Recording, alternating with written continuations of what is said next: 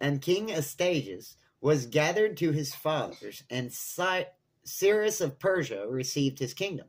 And Daniel conversed with the king, and was honored above all his friends. Now the Babylonians had an idol called Bel, and there were spent upon him every day 12 great measures of fine flour and 40 sheep, 6 vessels of wine. And the king worshipped it, and went daily to adore it. But Daniel worshipped his own God. And the king said to him, Why do you not worship Bel?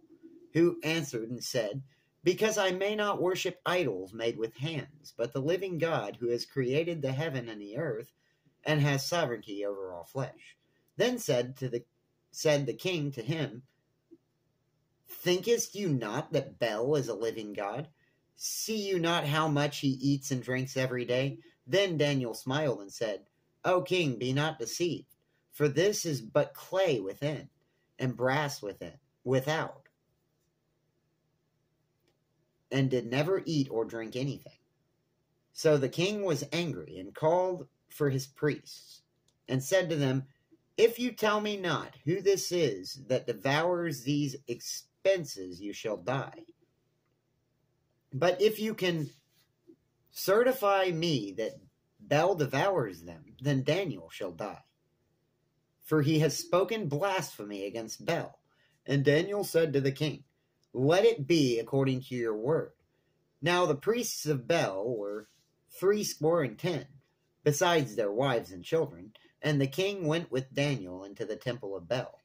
So Bel's priests said, Behold, we go out. But you, O king, set on the meat, and make ready the wine, and shut the door fast, and seal it with your own signet. And tomorrow, when you come in, if you find not that Bel has eaten up all, we will suffer death. Or else Daniel that speaks falsely against us. And they little regarded it. For under the table they had made a privy exit, whereby they entered in continually and consumed those things. So when they were gone forth, the king set meats before Bel. Now Daniel had commanded his servants to bring ashes, and those they strewed throughout all the temple in the presence of the king alone. And then they went out, and shut the door again, and sealed it with the king's signet, and so departed. Now in the night came the priests with their wives and children, and they were wont to do, and did eat and drink up all. In the morning, betime, the king arose, and Daniel with him. And the king said, Daniel, are the seals whole? And he said, Yes, O king, they be whole.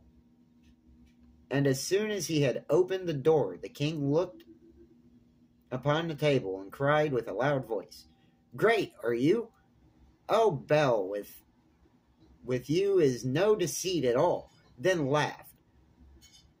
Daniel held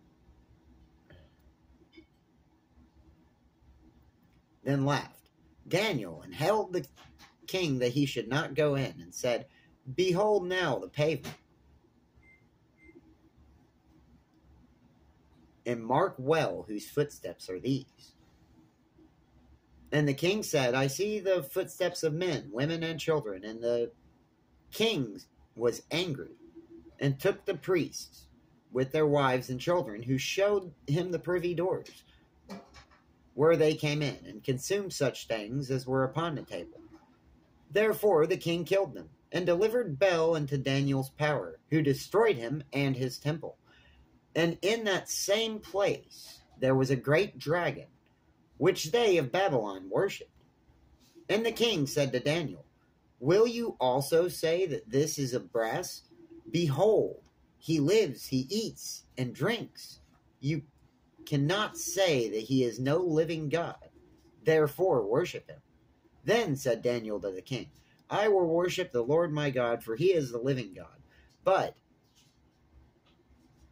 give me Oh, but give me leave, O king, and I shall kill this dragon without sword or staff.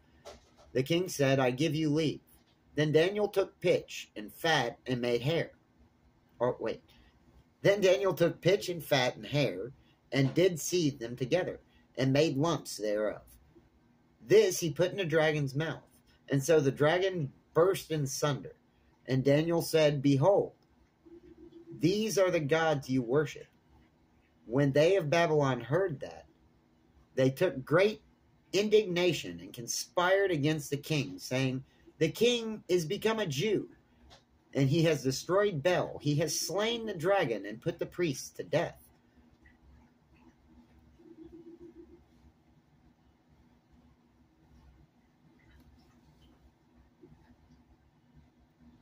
So they came to the king and said, Deliver us, Daniel, or else we will destroy you and your house. Now when the king saw that, they pressed him sore. Being constrained, he delivered Daniel to them, who cast him into the lion's den, where he was 6 days, and in the den there were 7 lions. And they had given them every day 2 carcasses and 2 sheep,